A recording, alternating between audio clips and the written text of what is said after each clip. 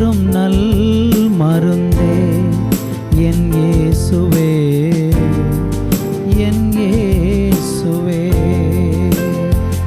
ஜீவன் தரும் நல் மருந்தே என் இயேசுவே, என் இயேசுவே. வழியும் சத்தியமும் ஜீவனுமானவர், வழியும் சத்தியமும் ஜீவனுமானவர். நித்திய ஜீவனை நம்மில் தருபவர், நித்திய ஜீவனை நம்மில் தருபவர். ஜீவன் தரும் நல் மருந்தே என் இயேசுவே, என் இயேசுவே. ஜீவன் தரும் நல் மருந்தே என் இயேசுவே, என் இயேசுவே.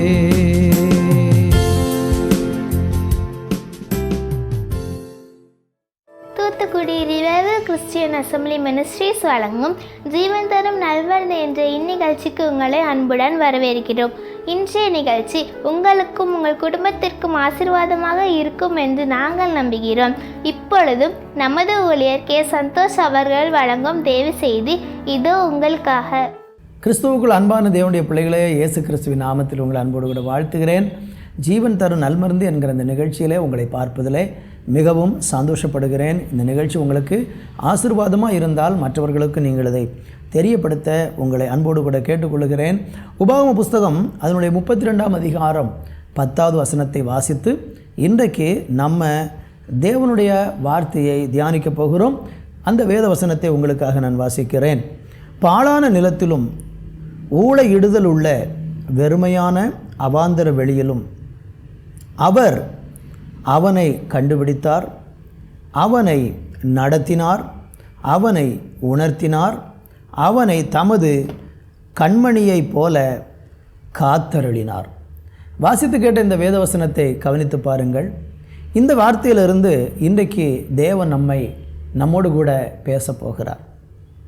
வேதம் என்ன சொல்லுகிறது பாருங்கள். இஸ்ரவேல் ஜனங்களை குறித்த தேவனுடைய ஒரு அருமையான வார்த்தை. பாழான நிலத்திலும் ஊளையிடுதலுள்ள வெறுமையான அவாந்தர வெளியிலும் அவர்களை என்ன செய்தாராம்? கண்டுபிடித்தார், நடத்தினார், உணர்த்தினார், கண்மணியைப் போல காத்தருளினார். தேவனுக்கென்று தேவன் எப்பொழுதும் ஒரு ஜனத்தை தனக்காக தேர்ந்தெடுக்கிறார்.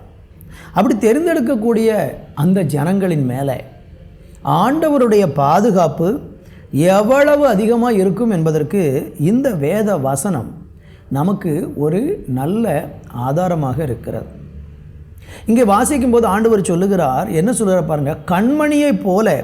அங்கே அழகாக சொல்கிறாரு, அவனை தமது கண்மணியை போல காத்தருளினார் என்று சொல்லுகிறார்.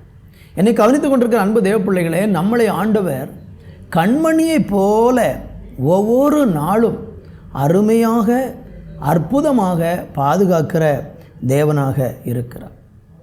வேதத்தில் நீங்கள் படித்து பார்க்கும்போது சகரியாவின் புஸ்தகத்தில் 2ஆம் அதிகாரம் 8வது வசனத்தை வாசிக்கும்போது அங்கு வேதம் இப்படியாக சொல்லுகிறது, பிற்பாடு மகிமை உண்டாகும் என்று சேனைகளின் கர்த்தர் சொல்லுகிறார். உங்களை கொள்ளையிட்ட ஜாதிகளிடத்துக்கு என்னை அனுப்பினார். உங்களை தொடுகிறவன் அவருடைய கண்மணியை தொடுகிறான். தேவனுடைய பிள்ளைகளை ஒரு மனுஷன் தொடுகிறான் என்றால் அந்த மனுஷன் மேலே தேவனுடைய கோபம் எப்படி இருக்கும் என்பதற்கு இந்த வசனம் நமக்கு தெளிவாக சொல்லுகிறது. தேவனுடைய பிள்ளைகளை தேவன் எப்பொழுதும் அரவணைக்கிறார், சுற்றிலும் வேலி அடைக்கிறார், அவர்களை கண்மணி போல காத்தருளுகிறார். அப்படி கண்ணின்மணியை போல பாதுகாக்கக்கூடிய தேவன் இங்கே சொல்லுகிறார், உன்னை தொடுகிறவன் என் கண்மணியை தொடுகிறான் என்று சொல்லுகிறார். அப்போ கண்மணி போல நம்மளை பாதுகாக்கக்கூடிய தேவன், அவரை தேடுகிற நம்புகிற பிள்ளைகளை கண்மணியை போல பாதுகாக்கக்கூடிய அந்த தேவன் சொல்கிறாரு, யாராகிலும் அப்படி தேவனால் பாதுகாக்கப்படுகிறவர்களை தொடுவார்கள் என்றால் அவன் தேவனுடைய கண்மணியை தொடுவதற்கு சமானமாக ஆண்டவர் சொல்லுகிறதை பார்க்கிறோம். இந்த வார்த்தையை கேட்டுக்கொண்டிருக்கிற உங்கள் வாழ்க்கையில் நீங்கள் ஒரு பாதுகாப்பு இல்லாத ஒரு உணர்விலே இன்றைக்கு நீங்கள் வாழ்ந்து கொண்டு இருக்கிறீங்களா? இந்த உலகத்தில் எனக்கு எந்த பாதுகாப்பும் இல்லை, என்னை பாதுகாக்கிறதுக்கு யாரும் இல்லை, நான் தனித்து விடப்பட்டிருக்கிறேன், தள்ளப்பட்டிருக்கிறேன், கைவிடப்பட்டிருக்கிறேன் என்று நீங்கள் எண்ணி புலம்பிக் கொண்டிருக்கிறீங்கன்னா, இன்றைக்கி கர்த்தர் உங்களுக்கு இந்த வார்த்தையை சொல்கிறாரு. ஆண்டவர் உங்களை கண்ணின் மணி போல பாதுகாத்து உங்களை தொடுகிறவனை பார்த்து சொல்கிறாரு, நீ என் கண்மணியை தொடுகிறாய் என்று. தேவனுடைய கண்மணியை தொட்டுவிட்டு ஒரு மனுஷனும் சும்மா இருக்க முடியாது. அந்த மனிதனை தேவன் சந்திப்பார். இன்றைக்கி உங்களுக்கு விரோதமாக சில மனிதர்கள் உங்களை தீண்டவும், உங்களை பகைக்கவும், உங்களை கொள்ளையிடவும், உங்களுக்கு விரோதமாக சூழ்ச்சி செய்து உங்கள் வாழ்க்கையை சீர்குலைக்க முயற்சிக்கிறார்கள் என்றால், நீங்களும் நானும் தேவனை அண்டிக் கொண்டு தேவனுடைய பிள்ளைகளாக தெரிந்து கொள்ளப்பட்டு தேவனை பின்பற்றுகிறவர்களாக இருப்போம் என்றால், நம்ம எந்த ஒரு மனுஷனும் எந்த ஒரு வல்லமையும் இந்த உலகத்தில் தொடவே முடியாது. அநேகர் சொல்லுவாங்க, நான் உன்னை அழித்து விடுவேன், கொன்று விடுவேன், இல்லாமல் ஆக்கி விடுவேன் என்றெல்லாம் பலரும் நம்மளை பார்த்து சொல்லலாம். ஆனால் ஆண்டவராகிய தேவன் அவருடைய பிள்ளைகளுக்கு விரோதமாக செயல்படக்கூடிய மனிதனை ஆண்டவர் நிச்சயமாக சந்திப்பார். கர்த்தருக்கு மகிமை உண்டாகட்டும். உங்கள் வாழ்க்கையில் சிலர் அப்படி சொல்வார்கள் என்றால் நீங்கள் பயப்பட வேண்டாம். அப்படிப்பட்ட மனிதர்களை கண்டு அஞ்ச வேண்டாம். தேவனை அண்டிக் கொண்டிருங்கள், அவர் உங்களை கண்மணி போல காப்பார். யாத்திரா புஸ்தகத்திலே 15ஆம் அதிகாரத்திலே 9வது வசனத்தை வாசிக்கும்போது, இஸ்ரவேல் ஜனத்துக்கு எதிராக அங்கே பார்வோனும் அவனுடைய ஆட்களும் சொன்ன வார்த்தைகளை கவனியுங்கள். தொடருவேன், பிடிப்பேன், கொள்ளையாடி பங்கிடுவேன், என் ஆசை அவர்களிடத்தில் திருப்தியாகும், என் பட்டயத்தை உருவுவேன், என் கை அவர்களை சங்கரிக்கும் என்று பகைஞன் சொன்னான். அடுத்த வசனம், உம்முடைய காற்றை வீச பண்ணினீர், கடல் அவர்களை மூடிக்கொண்டது, திரளான தண்ணீர்களில் ஈயம்போல் அவிழ்ந்து போனார்கள். பார்த்தீங்களா எவ்வளோ அழகாக அமிழ்ந்து போகிறாங்க, ஈயம் போல தண்ணியில் அமிழ்ந்து போகிறாங்க. ஆனால் அவங்க என்ன சொல்கிறாங்க பாருங்கள், உங்களை நான் பிடிப்பேன், கொள்ளையிடுவேன், பங்கிடுவேன், ஆசை அவர்களிடத்தில் திருப்தியாகும், பட்டயத்தை உருவுவேன், என் கை அவர்களை சங்கரிக்கும் என்றெல்லாம் சொல்லி இப்படிப்பட்ட தேவனுடைய பிள்ளைகளை தொடும்படியாக சில மனுஷர்கள் முயற்சித்தால் கர்த்தர் சொல்கிறாரு, காற்றை வீச பண்ணுவார், கடல் அவர்களை மூடிக்கொண்டது, திரளான தண்ணீர்களில் அவர்களை ஈயம் போல மூழ்கி போவார்கள். தேவ பிள்ளைகளையும் தேவனையும் தொட்டு ஒரு மனுஷன் இந்த உலகத்தில் ஜெயிச்சது கிடையாது. உங்களுக்கு விரோதமாக எழும்பக்கூடிய சில மனிதர்கள் தீமை செய்யும்படியாக உங்களை யோசிக்கிறாங்க அல்லது சத்துருதான் முயற்சிக்கிறாங்கன்னா நீங்கள் பயப்பட வேண்டாம். கண்ணின் மணியை போல ஆண்டவர் அவருடைய பிள்ளைகளாகிய நம்மளை காத்தருள்வார் என்று வேதம் நமக்கு அழகாக சொல்லுகிறது. உபாகம புஸ்தகத்திலே நீங்கள் 8ஆம் அதிகாரம் 15வது வசனத்திலிருந்து 16வது வசனம் வரைக்குள்ள 2 வசனங்களை படித்து பார்த்தீங்கன்னா, அங்கே ஆண்டவர் இஸ்ரவேல் ஜனங்களை எப்படி நடத்தி வந்திருக்கிறார் என்பதை குறித்து அழகாக அங்கே நம்ம பார்க்க முடிகிறது. அங்கே வாசிக்கும்போது இப்படி சொல்லப்பட்டிருக்கிறது, உன்னுடைய பின்னாட்களில் உனக்கு நன்மை செய்யும் பொருட்டு உன்னை சிறுமப்படுத்தி உன்னை சோதித்து கொள்ளிவாய் சர்ப்பங்களும் தேள்களும் தண்ணீர் இல்லாத வறட்சியும் உள்ள பயங்கரமான பெரிய வனாந்தர வழியாய் உன்னை அழைத்து வந்தவரும், உனக்காக பாறையான கண்மலையிலிருந்து தண்ணீரை புறப்பட பண்ணினவரும், உன் பிதாக்கள் அறியாத மன்னாவினால் வனாந்தரத்திலே உன்னை போஷித்தவருமான உன் தேவனாகிய கர்த்தர். இஸ்ரவேல் ஜனங்களை கர்த்தர் எப்படி அழகாக நடத்தி வந்திருக்கிறார் பாருங்க. அவங்கள சிறுமைப்படுத்தி சில சிறுமையின் பாதையில் போனாங்க. ஆனால் அவங்க பயணித்த அந்த பாதையிலெல்லாம் அவர்களுக்கு எப்படி இருந்தது, அந்த வனாந்தரம் எப்படி இருந்துச்சான் பாருங்கள். கொள்ளிவாய் சர்ப்பங்கள் நிறைந்திருந்தது, தேள்கள் அங்கே நிறைந்திருந்தது. மாத்திரமல்ல, தண்ணீர் இல்லாத வறட்சியும் உள்ள பயங்கரமான ஒரு பெரிய வனாந்தர வழியில் ஆண்டவர் அழைத்து வந்தார். என்னை கவனித்து கொண்டிருக்கிற அன்பு தேவனுடைய பிள்ளைகளே, நீங்கள் இந்த நாட்களிலே பலவிதமான வனாந்தர பாதையில் சோர்ந்து போன ஒரு நிலையில் இருக்கிறீங்களா? உங்கள் பாதையெல்லாம் ரொம்ப வனாந்தரமாய் தெரிகிறதா? பயப்பட வேண்டாம். அந்த வனாந்தரத்தில் சிலப்போ ஸ்தோத்திரம் கொள்ளிவாய் சர்ப்பங்கள் இருக்கலாம், தேள்கள் இருக்கலாம், தண்ணீர் இல்லாத வறட்சியான ஒரு பாதையாக கூட நீங்கள் வரக்கூடிய பாதையாக இருக்கலாம். ஆனால் வேதம் சொல்லுகிறது, அந்த வழியாக எல்லாம் தேவன் அவருடைய ஜனங்களை அழகாக அழைத்து வருவாராம். வருகிறது என்ன சொல்ல பாருங்க, பாறையான கண்மலையிலிருந்து தண்ணீரை புறப்பட பண்ணினார். வானத்தில் இருந்து பிதாக்கள் அறியாத மன்னாவினால வனாந்தரத்தில் அவங்கள போஷிச்சாராம். நான் வாசித்த வசனத்துக்கு திரும்பி வந்து பாருங்கள். உபாகமம் 32:10 பாழான நிலத்திலும் ஊழையிடுதல் உள்ள வெறுமையான அவாந்தர வழியிலும் அவனை என்ன செய்தாராம்? கண்டுபிடிச்சாராம். அப்போ இன்றைக்கி நீங்கள் ஆண்டவரை ஏற்றுக்கொண்டு ஆண்டவரை சேவித்து ஆண்டவருடைய வார்த்தையை கேட்டு அந்த வழியில் நீங்கள் நடக்கிறவர்களாக இருந்தாலும், உங்கள் பாதையில் ஒரு வனாந்தரம் தெரிந்து கொண்டே இருந்தாலும் கவலைப்பட வேண்டியதில்லை.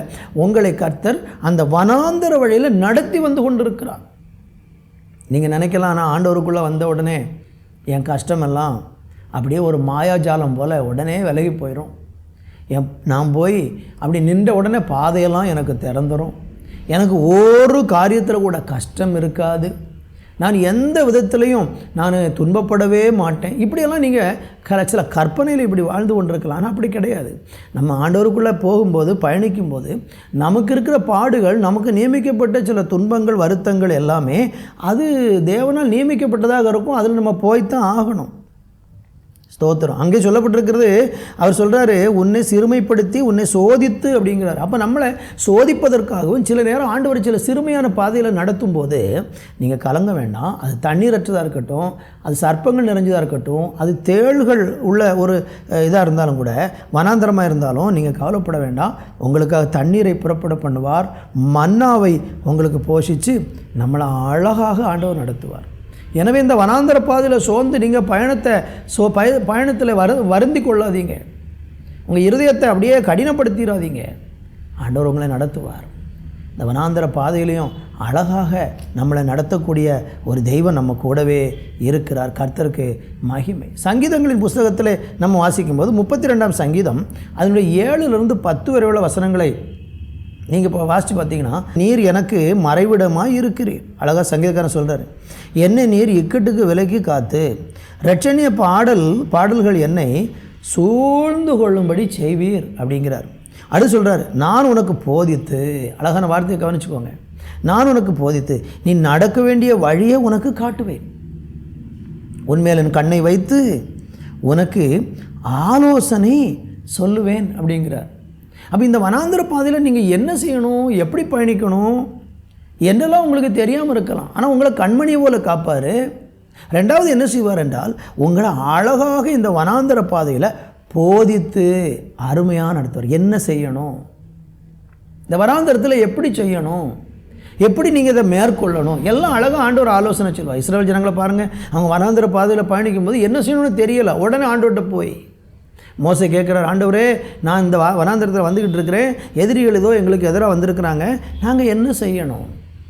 ஒவ்வொரு இடத்துலையும் அவங்க அப்படி தான் ஆண்டவர் இடத்துல கேட்கும்போது கர்த்தர் அவங்களுக்கு ஆலோசனை சொல்லி நடக்க வேண்டிய வழியை காட்டி அவங்களுக்கு ஆலோசனை கொடுத்தார். உங்களுக்கும் உங்கள் வாழ்க்கையில் தேவனாகிய கர்த்தர் இப்படிப்பட்ட அழகான ஆலோசனை நடத்துவார். கவலைப்படாதீங்க. நீங்கள் வனாந்தரத்தில் போய்கொண்டிருக்கீங்களா, ஒன்று உங்களை கண்மணியை போல் பாதுகாப்பார். உங்களை தொடுகிறவன் அவருடைய கண்மணியை தொடுவான். அவரை தொட்டுட்டு யாருமே இந்த உலகத்தில் எதுவும் சாதிச்சிட முடியாது. உங்களை தொடுகிறவன் அவருடைய கண்மணியை தொடுவான். அந்த அளவுக்கு ஒரு பாதுகாப்பு தேவன் உங்களுக்கு வைத்திருக்கிறார். மாத்திரமல்ல, இந்த வனாந்தரத்தில் உங்களை அழகாக போஷிப்பார். தண்ணீரை தந்து வறட்சியான இடங்களில் உங்களை அற்புதமாக பாதுகாத்து நடத்துவார். மூன்றாவது நம்ம பார்க்குறோம், உங்களுக்கு ஆலோசனை தந்து நடத்துவார். நீங்கள் யார்கிட்டையுமே ஆலோசனை கேட்க வேண்டிய அவசியம் இல்லை. ஒரு தேவனுடைய பிள்ளை தன்னுடைய வாழ்க்கையில் வரக்கூடிய பிரச்சனைக்கு எந்த மனுஷங்கிடத்துலையும் போய் ஆலோசனைக்காக அலைய வேண்டியது இல்லை. நம்மளை அழகாக ஆலோசனை சொல்லி நடத்துகிறவர் கர்த்தருக்கு மகிமை உண்டாகட்டும். எனவே இந்த நாட்களில் தேவனுடைய பிள்ளைகளே, உங்கள் வாழ்க்கையில் இந்த வனாந்தர பயணத்தில் நீங்கள் சோர்ந்து போக வேண்டாம். உங்களை கண்மணியை போல காப்பார். உங்களை தொடுகிறவன் அவருடைய கண்மணியை தொடுகிறவனாக இருப்பார். அற்புதமாக உங்களை வழிநடத்துவார். ஆலோசனையை தந்து ஆண்டவர் உங்களை அருமையாக நடத்துவார் என்று வேதம் சொல்லுகிறது. அப்படியானால் இந்த நாட்களில் ஸ்தோத்திரம், தேவன் நம்ம மேலே எவ்வளோ கரிசனை உள்ளவராக இருக்கிறார், இதை நாம் இந்த நாட்களில் புரிந்து கொள்ள வேண்டும். ஓசியா தீர்க்க தரிசன புஸ்தகத்தில் நம்ம படிக்கும்போது 13ஆம் அதிகாரம் அதனுடைய 5வது வசனத்தை நான் வாசிக்கிறேன், கவனியுங்கள். நான் உன்னை மகா வறட்சியான தேசமாகிய வனாந்தரத்தில் அறிந்து கொண்டேன் என்று சொல்கிறார். நம்மளை ஆண்டவர் தெரிந்தெடுத்ததே எங்கே வச்சு தான்? வனாந்தரத்தில் வச்சு தான். உங்கள் வாழ்க்கையில் யோசித்து பாருங்கள், எத்தனை நேரம் நீங்கள் வனாந்தரமான பாதையில் இருந்து தானே ஆண்டவருக்குள்ளே வந்தீங்க. நீங்கள் சந்தோஷமாக மகிழ்ச்சியாக இருக்கும்போது ஆண்டவர் அறிந்து கொண்டீங்களா? அல்லது ஒரு எல்லா நிறைவும் பெற்ற உடனே நீங்கள் ஆண்டவரை தேடி வந்தீங்களா? இல்லை.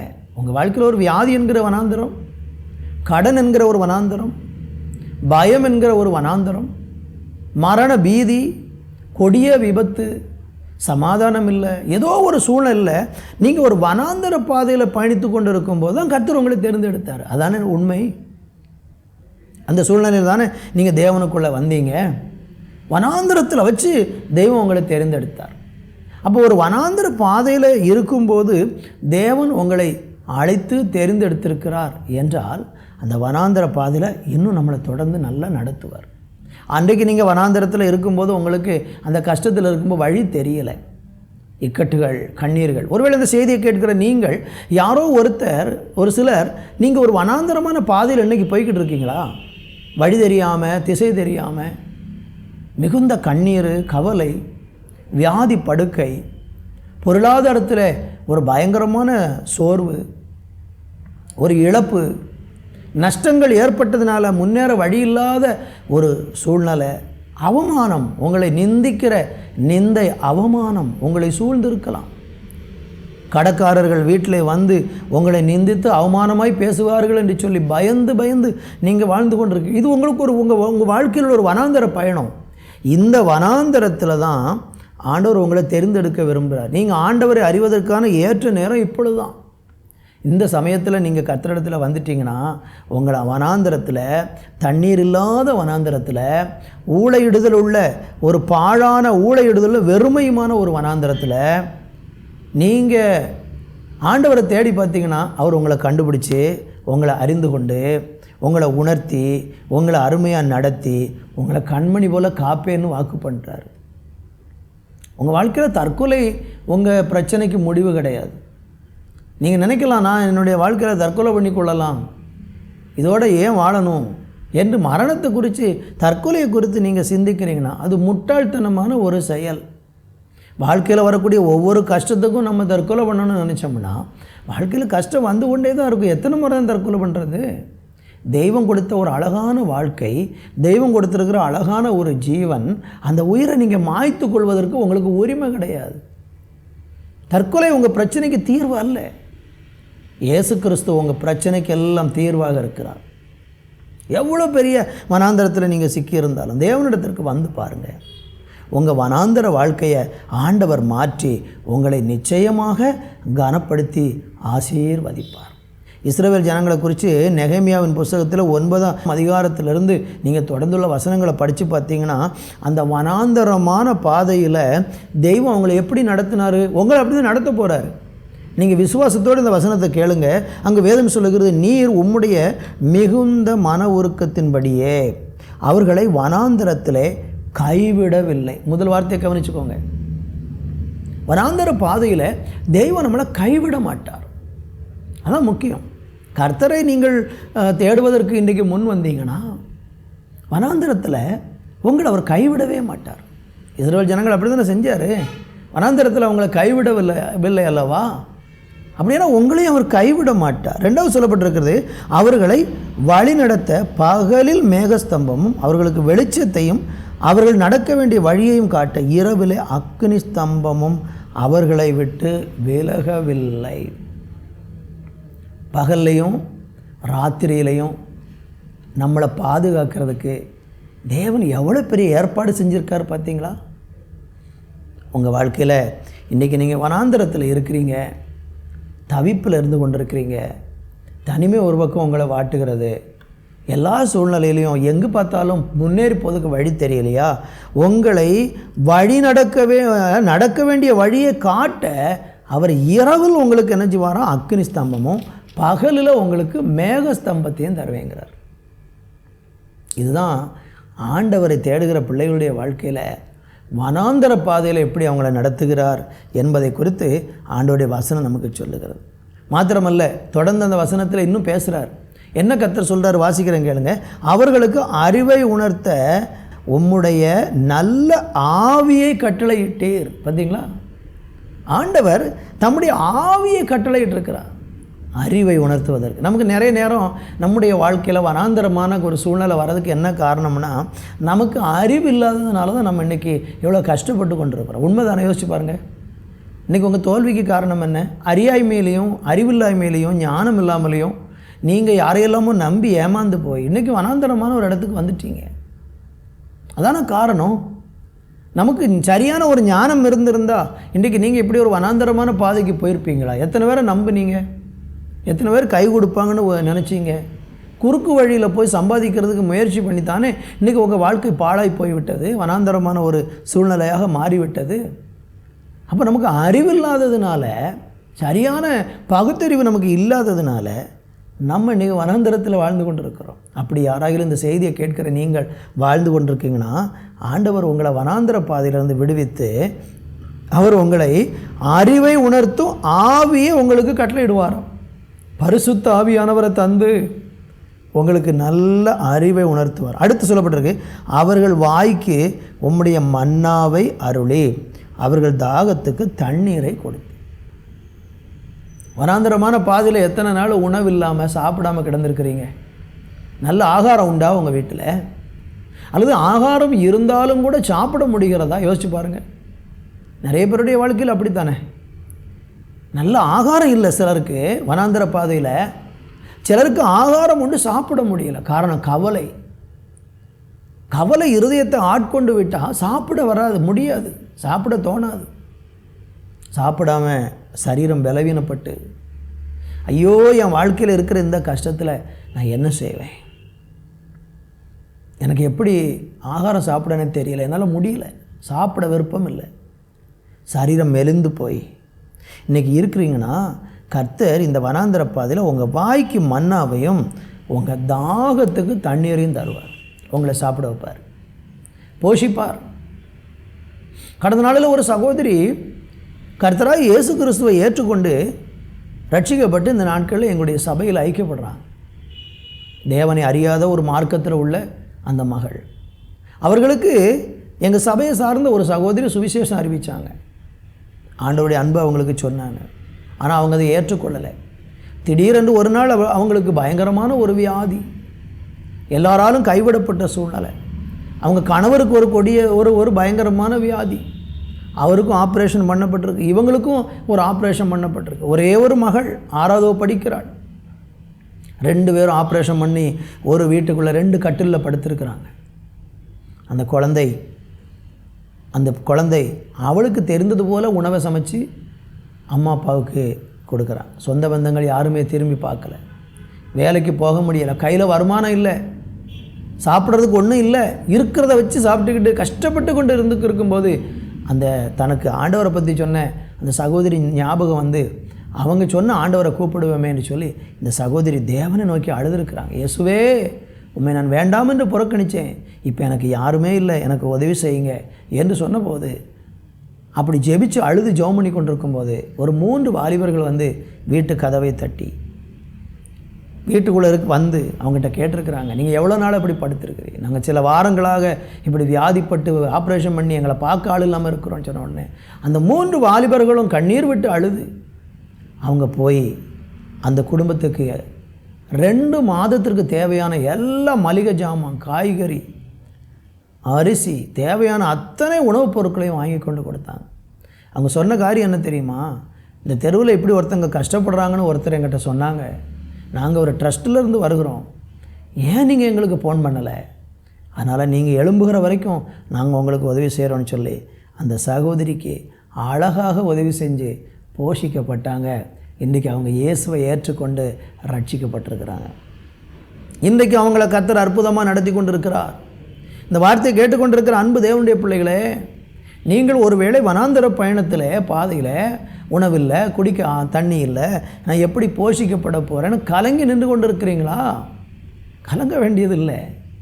உங்களை கண்ணின் மணி போல காப்பேன் என்று சொன்னவர், உன்னை தொடுகிறவன் கண்மணியை தொடுகிறான் என்று சொன்னவர், அற்புதமாக வனாந்தரத்தில் நடத்தி வந்த தேவன், ஆலோசனை தந்து நடத்தி வந்த அந்த தேவன் உங்களையும் நடத்த வல்லவராக இருக்கிறார். அடுத்த வருஷம் சொல்லப்பட்டிருக்கு, இப்படி 40 வருஷமாக வனாந்திரத்தில் அவர்களுக்கு ஒன்றும் குறைவிடாதபடிக்கு அவர்களை பராமரித்து வந்தீர்.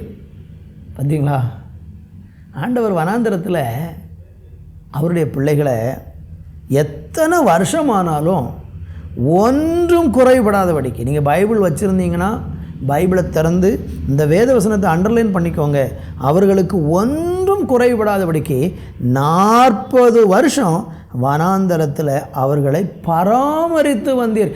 யாருமே உங்களை பராமரிக்க முடியாத அளவுக்கு தெய்வம் உங்களை பராமரிப்பார். ஆமேன், ஹல்லேலூயா. என்னுடைய வாழ்க்கையில் 17வது வயதில் இயேசுவை ஏற்றுக்கொண்டேன்.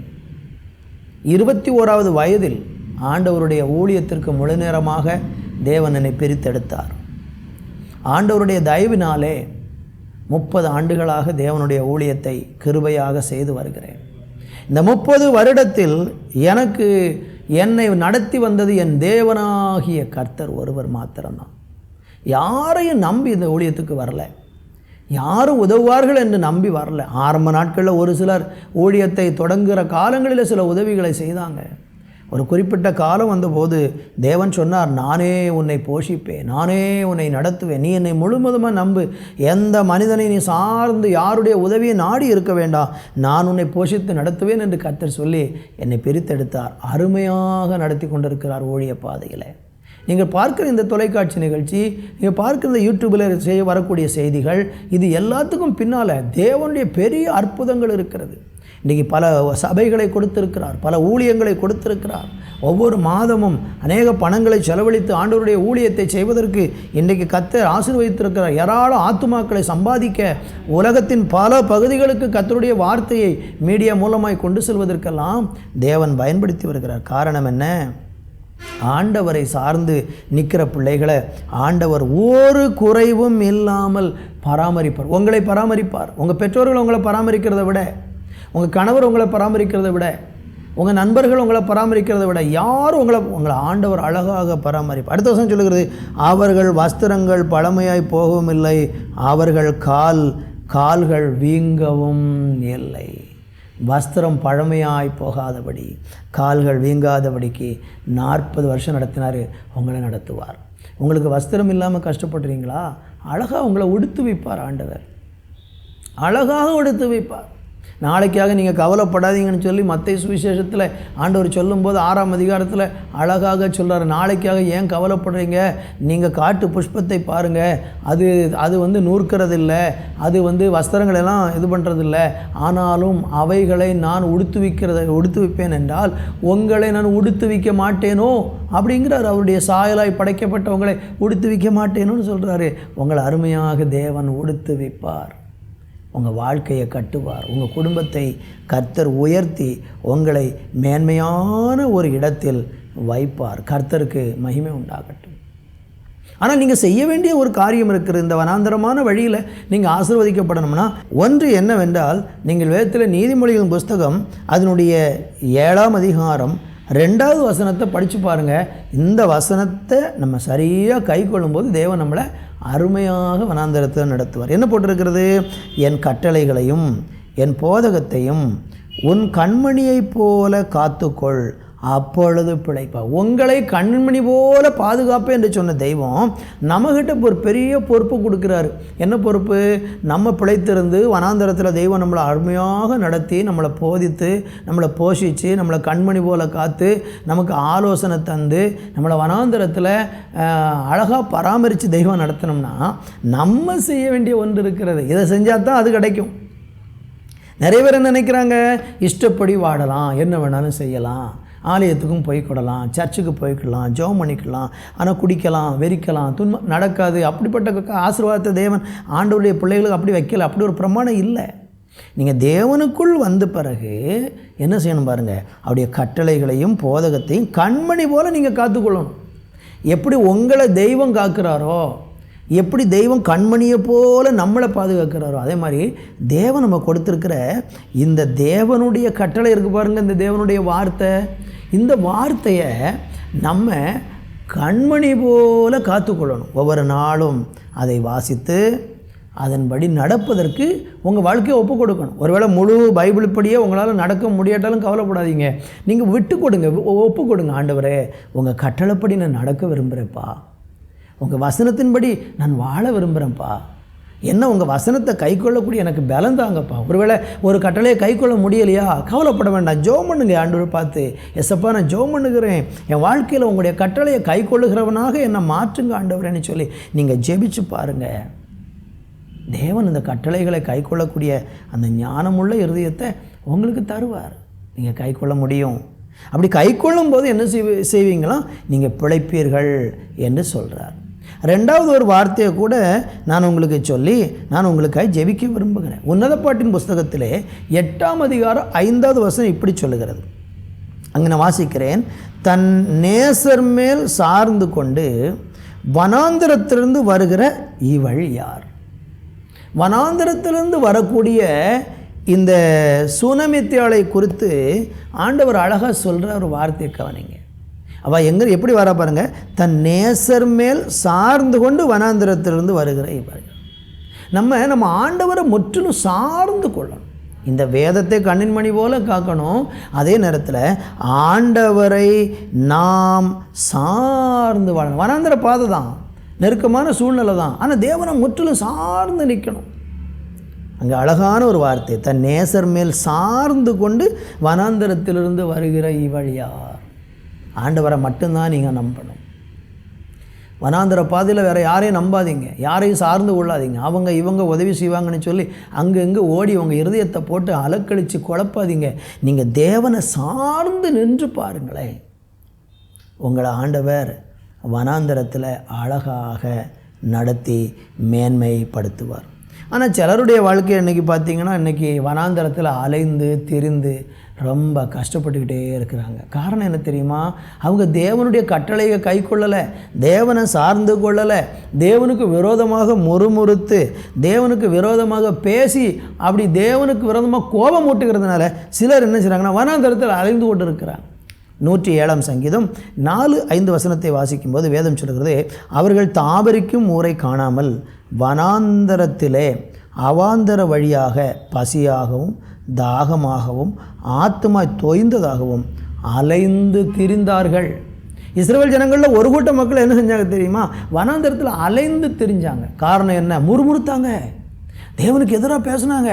எங்களுக்கு தண்ணி இல்லை, எங்களுக்கு சாப்பாடு இல்லை, ஏன் என் வாழ்க்கையில் இப்படி நடக்கணும்னு சொல்லி கர்த்தருக்கு விரோதமாக முறுமுறுத்து தேவனுடைய ஊழியக்காரனாகிய மோசைக்கு விரோதமாக பேசி ஒரு கலகம் உண்டாக்கி அந்த சபைக்குள்ள ஒரு பெரிய குழப்பத்தை உண்டாக்கி இப்படி பிரச்சனையை உண்டாக்கிக்கிட்டே இருந்தாங்க. அப்படிப்பட்ட மக்கள் எல்லாம் என்ன செஞ்சாங்கன்னா வனாந்தரத்தில் பசியாகவும் தாகமாகவும் ஆத்மா தொய்ந்து போகிற விதத்தில் அலைந்து திரிந்தார்கள். இன்றைக்கி நீங்கள் கூட அப்படிப்பட்ட ஒரு சூழ்நிலையில் ஆண்டவரை தேடியும் இன்றைக்கி நான் அலைஞ்சு தான் தெரிஞ்சுக்கிட்டே இருக்கேயா அப்படின்னு சொல்கிறீங்களா? இன்றைக்கி மனம் திரும்புங்க. உங்கள் ஊழியக்காரனுக்கு விரோதமாக பேசாதீங்க. உங்களை நடத்தக்கூடிய போதகரை எதிர்த்து அவருக்கு விரோதமாக கலகம் உண்டாக்கி சபைக்குள்ள குழப்பத்தை உண்டாக்கி ஒரு கூட்டத்தை அப்படி உங்கள் பக்கம் சேர்த்து கொண்டு அங்கே நடக்கக்கூடிய ஊழியத்தை விமர்சித்து இப்படியெல்லாம் செய்யும்போது நீங்கள் வனாந்தரத்தில் தாகமாகவும் விடாய்த்தவர்களும் அலைந்தும் தெரிவிங்களே தவிர ஆசீர்வாதத்தை சுதந்திரிக்க மாட்டீங்க. கர்த்தருக்கு எதிராக பேசாதீங்க, முறுமுறுக்கக்கூடாது. என்ன ஆண்டவரே நான் உங்களை தேடுறேன், எனக்கு ஏன் ஆண்டவரை இப்படி நடக்கணும், அவங்கெல்லாம் இப்படி இருக்கிறாங்க, இவங்க ஒன்றே நீங்கள் சொல்ல வேண்டாம், அவரை சார்ந்து கொள்ளுங்கள், எல்லாம் நல்லது தான் செய்வார். அருமையாக உங்களை வனாந்தரத்தில் நடத்தி மேன்மைப்படுத்துவார். நான் உங்களுக்காக ஜெபிக்க போகிறேன். எந்த ஒரு சூழ்நிலையிலும் இன்றைக்கி நீங்கள் விடாய்த்து போன ஒரு நிலையில் வனாந்தரத்தை மேற்கொள்ள முடியலை, கடந்து போக முடியலை, ஜெயிக்க முடியலை, தளர்ந்து போய் சோர்ந்து போய் நின்று கொண்டு இருக்கிறீங்களா? இன்றைக்கு கர்த்தர் உங்களுக்கு நன்மை செய்ய போகிறாரு. நான் உங்களுக்காக ஜெபிக்க போகிறேன். என்னோடு கூட தலைகளை தாழ்த்தி ஜெபியுங்கள். கர்த்தர் உங்களை ஆசீர்வதிப்பார். நல்ல தகப்பனே, இந்த வனாந்தரமான வாழ்க்கையில் எங்களுக்கு உண்டாகிற எல்லா பாடுகளிலும் கஷ்டங்களிலும் வேதனைகளிலும் ஆண்டவரே கண்ணீர்லையும் யாரெல்லாம் தவிப்போடும் வேதனையோடு இப்பொழுது என்னோடு கூட சேர்ந்து ஜெபிக்கிறாங்களோ ஆமென், ஒவ்வொருவருக்காக நான் ஜெபிக்கிறேன். ஏசப்பா, அவங்க வனாந்தரம் மாறும்படியாக அவங்கள நீங்கள் வனாந்தரத்தில் கண்ணின் மணியை போல தேவனை காக்கிறவராக இருக்கிறீங்கப்பா. ஸ்தோத்திர ராஜா. ஆண்டவரே, அவங்கள அற்புதமாய் நடத்துகிறவங்களா இருக்கிறீங்க ராஜா. ஆலோசனை தந்து நடத்தக்கூடிய தேவனாக இருக்கிறீங்க கர்த்தாவே.